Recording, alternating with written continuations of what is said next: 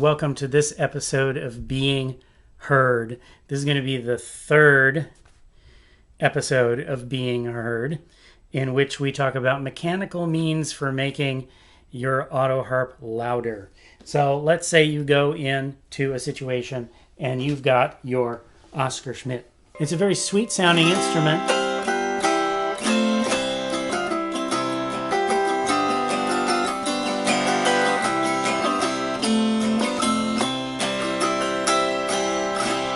It's not very loud and you want to make it louder. There are some mechanical ways of getting a louder tone. And so right now I'm going to move my camera and set this up so that you can see it a little bit better.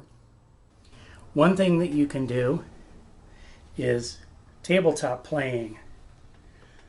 Oh, is he serious? Tabletop playing? Seriously? That's so old school. No, it's traditional. It's more traditional than playing it upright. There's a lot of players who whine about playing traditional music the traditional way, but they don't want to play the autoharp laying down. The autoharp was designed to play laying down.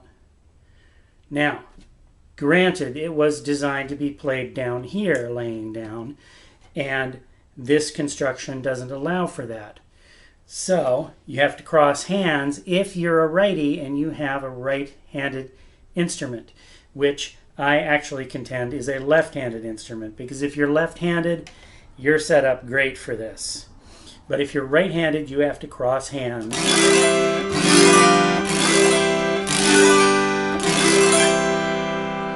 And tabletop playing will give you a louder sound.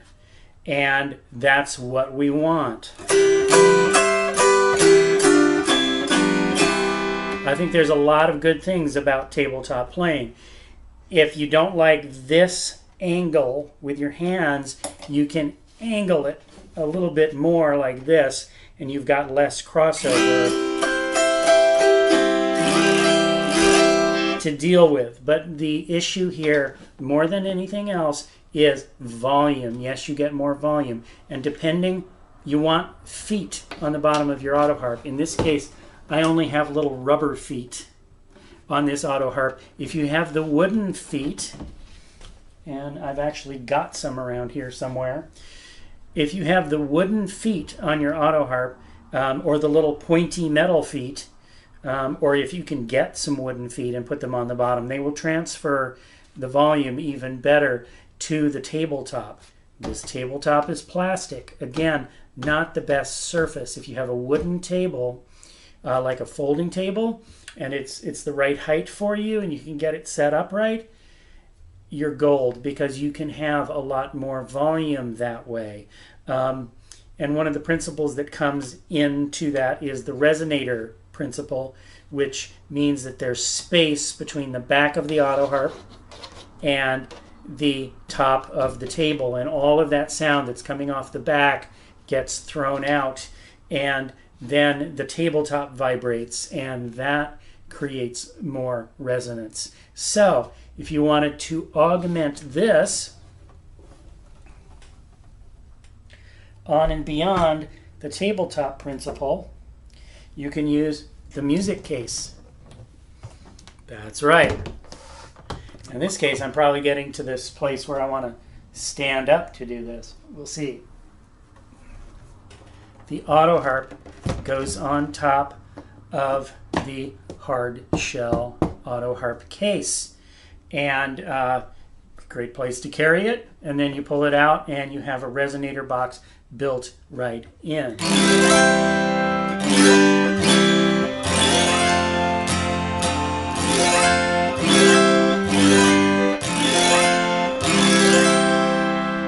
If you don't want the table, then you can ditch the table and put the case on your lap.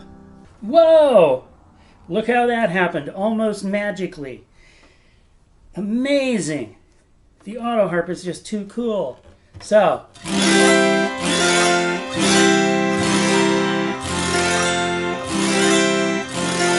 now, to be honest, if I was really going to do this,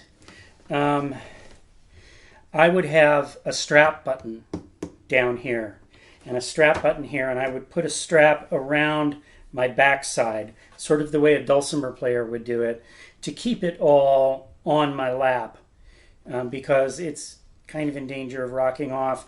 But Pop Stoneman, the very beginning of the Autoharp legacy, played case top, and played an Autoharp that was designed to put on top of a case. And so you can't beat this for tradition. And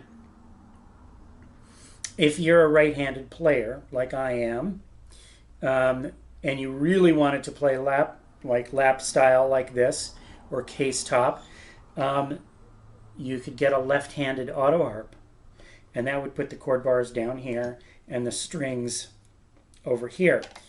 If you find an attaché Autoharp, they are currently not being manufactured, but you can get hold of them on eBay. All the time they're on there. If you got yourself an attaché, it would be set up opposite, with the chord bars here and the strings down here. In effect, it's a left-handed Autoharp played by a right-handed person. I think it's an extremely good option, especially if you're getting older and you have arthritis issues in your hands.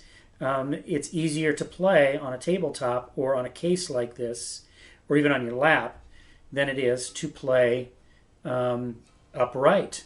There's a lot of posture issues that come up when you try to reach around your Autoharp and play upright the way most of us do.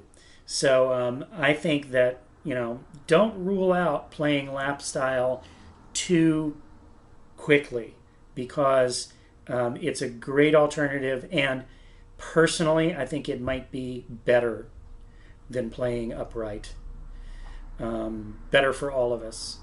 So who knows, maybe in the future everybody will take my advice and everybody will be playing a left-handed Autoharp, proving that the Autoharp that we have now is actually a left-handed instrument. That's right. The Autoharp that we have now is perfect for left-handers. Yes? Okay, so I wanted to show you some upright methods for getting a better sound and taking advantage of the resonator back principle. The first thing I want to show you is the actual resonator back for an Autoharp.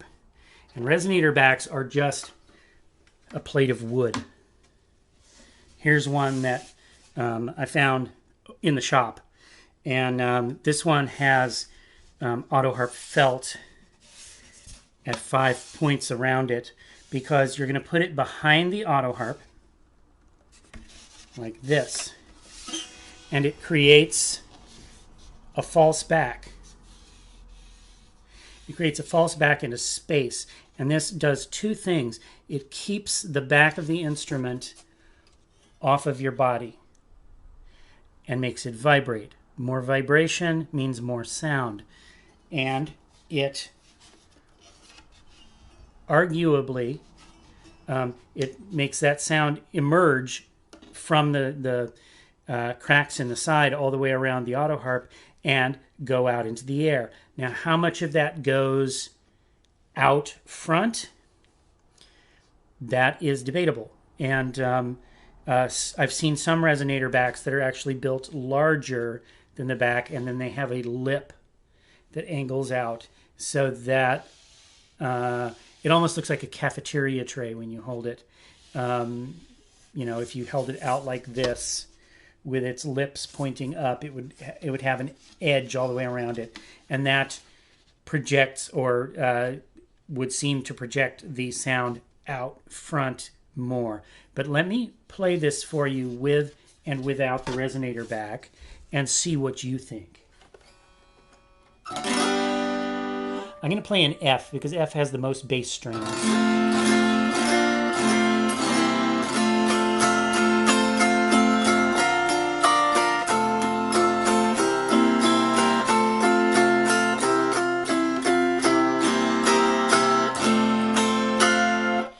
Okay.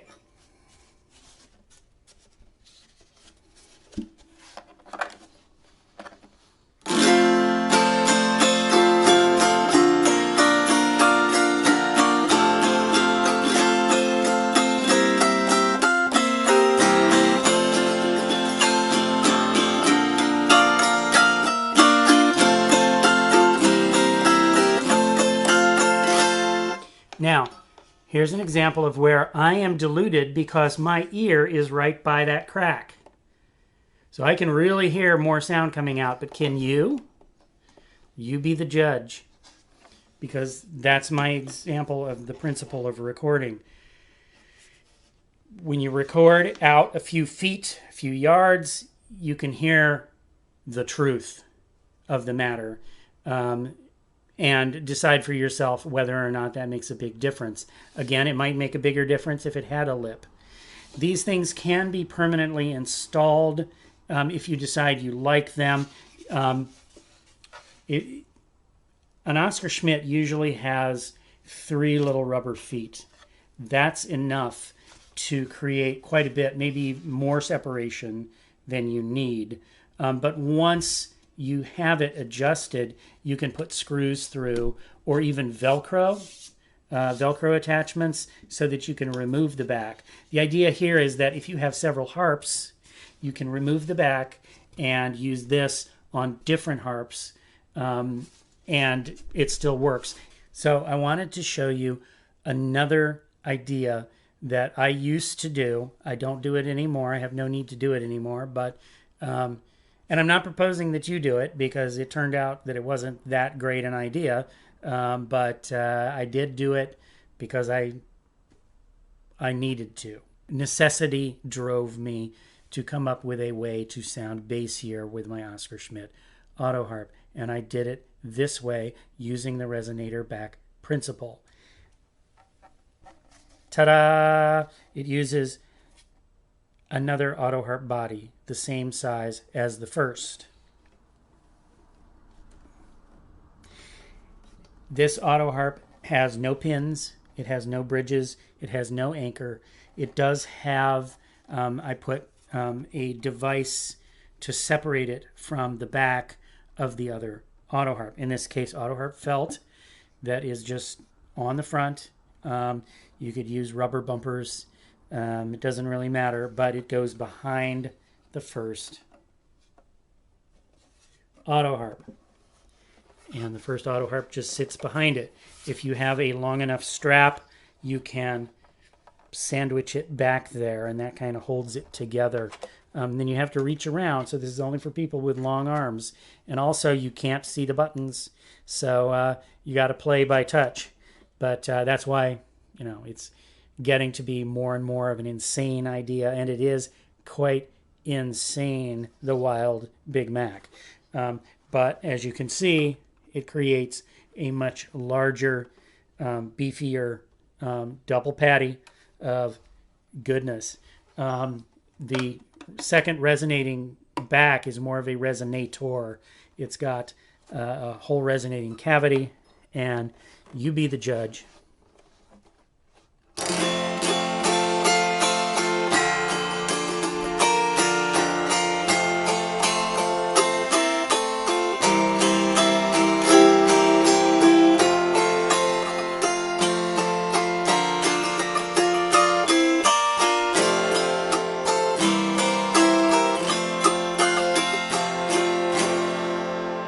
Insane? Yes. In crazy? Yes. Loud? Yes. Desirable? Not so sure. I didn't say that it was a good idea. I just said it was an idea. And I used to do this. So I'm just putting it out there to share it because I think it's a funny idea. And I tried it, and it actually worked pretty well. So there you have it. There are some mechanical ways of non-electronic intervention to boost the sound of your Oscar Schmidt Autoharp, all the way from metal picks, which is a quite practical idea, up to the double patty, double Big Mac.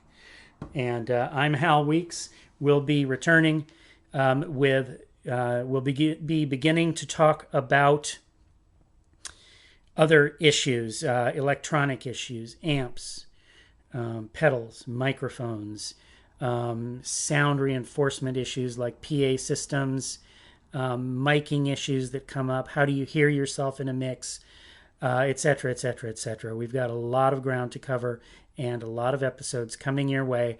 And I'll see you next time on Being Heard. Bye-bye.